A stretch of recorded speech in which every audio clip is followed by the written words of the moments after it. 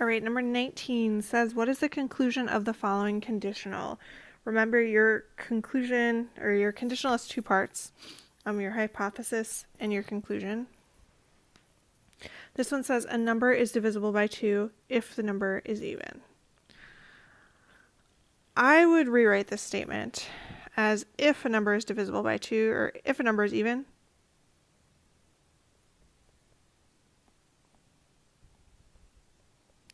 then it is divisible by 2.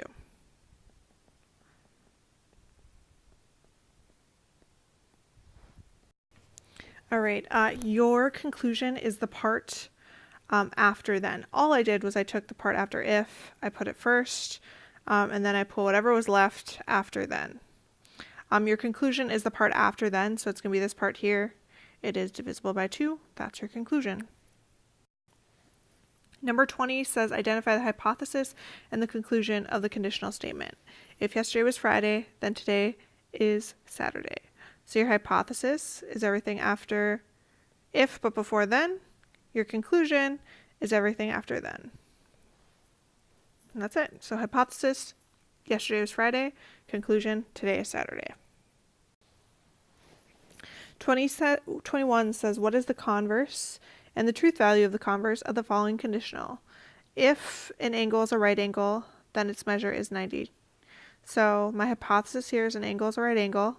My conclusion, its measure is 90. For your converse, you're going to flip-flop these two and rewrite your statement. So if an angle measure, we'll do an angle measures 90, then it is a right angle. That would be my converse. And then we just need to figure out if that's true or false. It's going to be true because a 90-degree angle is a right angle. 22, what is the converse of the following conditional?